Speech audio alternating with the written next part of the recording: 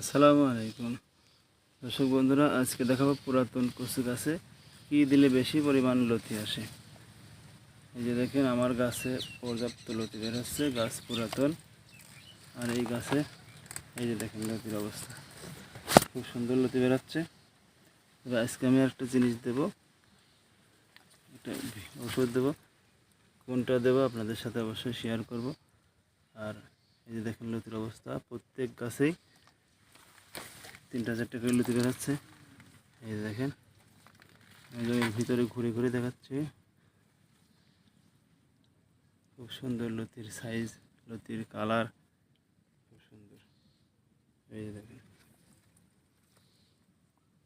পুরাতন লতি কচু গাছে কি ব্যবহার করলে লতি বেশি হয়। এই যে দেখেন, পাওয়া দেওয়ার উপায় নেই, দেখে দেখে পাওয়া দিতে হচ্ছে।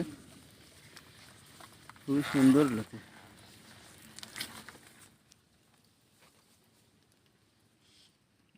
এই যে দেখেন, পুরাতন গাছে কি পরিমাণ লতি, মাশাআল্লাহ। এটা তুলতে আরও 2-3 দিন বাকি আছে, আরও অনেক বড় হয়ে যাবে। তো আমি দেখাবো আপনাদেরকে কি ব্যবহার করবো আজকে। আশা করছি ভিডিওটা সম্পূর্ণ দেখবেন। এই যে দেখেন, পুরাতন লতির গাছে কি সার ব্যবহার করতে, বেশি কিছু না। এখানে আছে ইউরিয়া, আর আছে বাংলা ড্যাপ, আর আছে পতেঙ্গা, আর কিছু দানা বীজ ব্যবহার করেছি, যাতে করে পোকা টোকা থাকলে সেটা মারা যায়, পোকা ক্ষতি না করে। আপনি কয় কেজি দেবেন? আমি দিয়েছি 3 কেজি ইউরিয়া, 2 কেজি বাংলা ড্যাপ, আর 2 কেজি পতেঙ্গা। এটা ব্যবহার করার ফলে আশা করছি আমার লতির ফলন অনেক বেশি হবে। তো এটা ব্যবহার করার পরের সপ্তাহে কেমন ফলন হয় অবশ্যই দেখাবো। সুন্দর করে মাখা ভিতরে ঢুকে আস্তে আস্তে করে ছিটাই, উপর দিয়ে দিলে ওই যে বড় বড় পাতার উপরে পরে বাইরে থাকে, সেগুলো নিচে দিয়ে আস্তে আস্তে করে ছিটাই দেবে।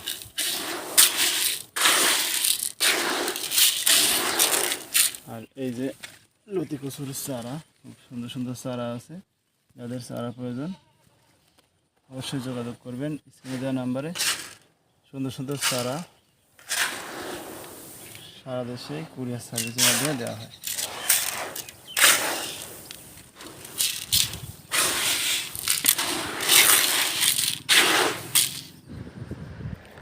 এই যে পরের অবস্থা দেখেন, আশা করছি বুঝতে পেরেছেন। অনেক ভালো লতি বেরিয়েছে, আশা করছি সকলেই বুঝতে পেরেছেন। আপনারাও চেষ্টা করবেন। সকলে ভালো থাকবেন। আল্লাহ হাফেজ। আসসালামু আলাইকুম।